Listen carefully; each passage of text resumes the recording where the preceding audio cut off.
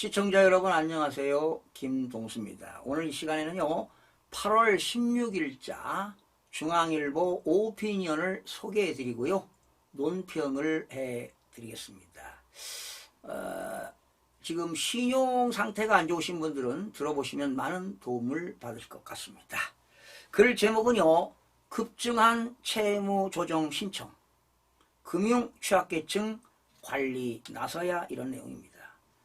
생활고 등으로 인해 금융회사에서 빌린 돈을 제때 갚지 못해 채무조정, 즉 신용회복을 신청하는 사람들이 올해 들어 크게 늘었다. 살림살이가 팍팍해지면서 빚을 감당하지 못하는 취약계층이 그만큼 많아졌다는 신호다. 금융감독원에 따르면 올 상반기 채무조정 신청은 9만 1981명으로 지난해 전체 신청자 13만 8202명의 70%에 육박한다. 특히 30일 이내에 단기 연체자가 연체 이자를 감면받고 상환기간을 연장하는 신속 채무조정, 즉 연체 전 채무조정이 급증하면서 상반기 신청자 수가 2만 1348명인데 이미 지난해 전체 신청자 2만 1930명에 맞먹는 수준이다. 신청 건수뿐 아니라 갚는 데 걸리는 기간도 점점 늘어나고 있다. 문재인 정부 초기인 2018년 평균 84.6개월이던 채무 변제 기간은 점점 길어져 올 6월 말 기준 100.5개월까지 늘었다. 100개월을 넘어선 건 올해가 처음이다. 소액대출 연체도 문제다. 소액대출은 채무조정 기간 중 빚을 성실하게 갚아나간 사람들을 대상으로 지원이 되는데 이 연체율 역시 지난 2018년 6.7%에서 6월 현재 10.9%로 크게 올랐다. 채무 탈출을 위해 착실히 빚을 갚아오던 사람들마저 한계에 내몰린 상황을 보여주는 지표로 결국 취약층 전반의 대출 부실이 본격화하는 게 아니냐는 우려가 나온다. 실제로 더딘 경기 회복 탓에 수입은 늘지 않는데 어쩔 수 없이 지출한 돈은 크게 늘면서 취약층 고통이 점차 가중되는 구조다. 지난 12일 서울 시내버스 요금이 8년 만에 300원 오른 것을 비롯해 지난해 여름 이후 전기요금이 1kW당 28원 50전, 즉 20.8%나 가파르게 오르는 등 공공요금이 연이어 올랐다. 물가 상승으로 가뜩이나 어려움을 겪는 서민 가게로서는 직격탄을 맞은 상황이다. 지속되는 고금리 기조는 안 그래도 빚 갚을 여력이 부족한 취약층 실질소득을 갉아먹는 또 다른 위험 요소다. 한국은행은 올 1월 기준금리를 3.5%로 인상한 것을 마지막으로 4회 연속 금리를 동결했다.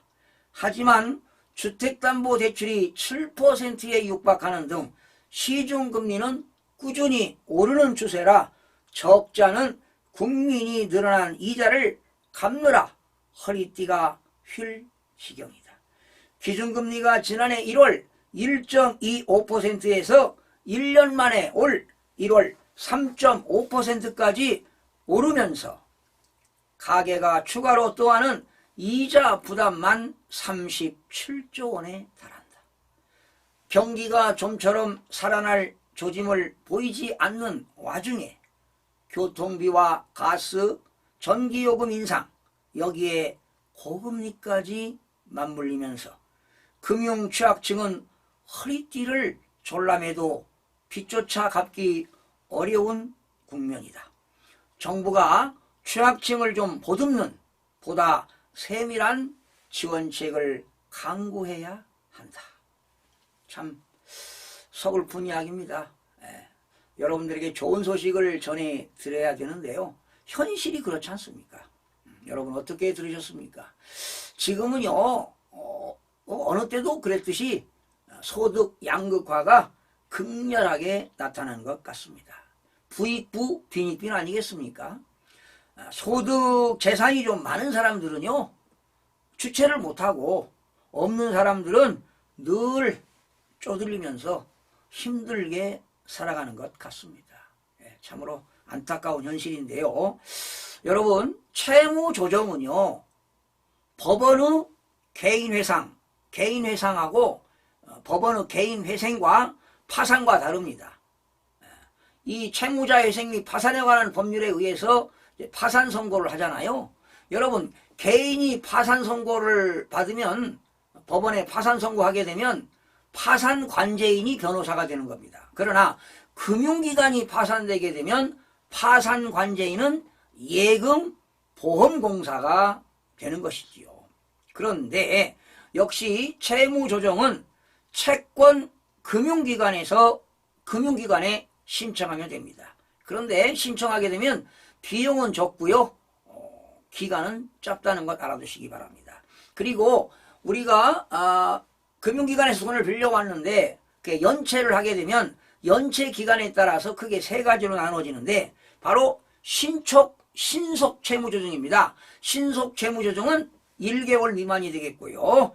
프리 워크아웃은 1개월에서 3개월 미만이 되겠고 개인 워크아웃은 신용불량자로서 어떤 경제적인 회생을 돕는 제도가 바로 개인 워크아웃입니다.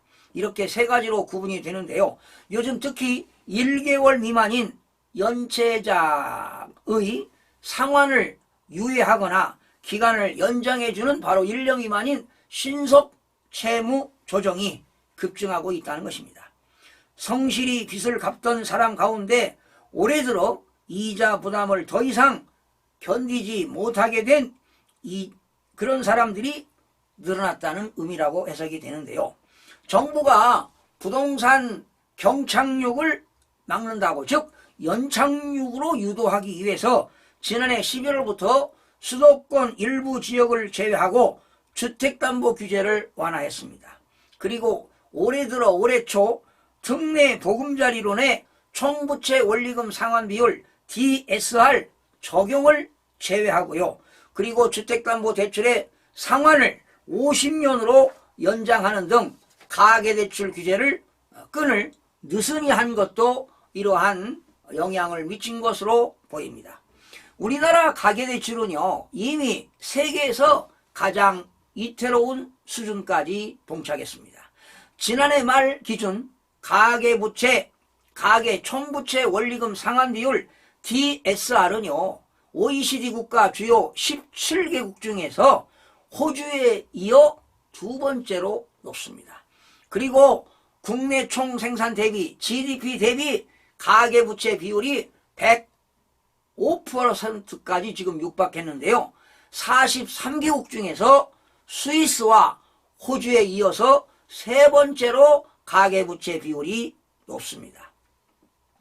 여러분, 가계대출 부실을 조기에 진정시키지 못하면 금융 불안은 물론 주택시장 등 실물 경제까지 위험에 빠질 수 있다고 봅니다.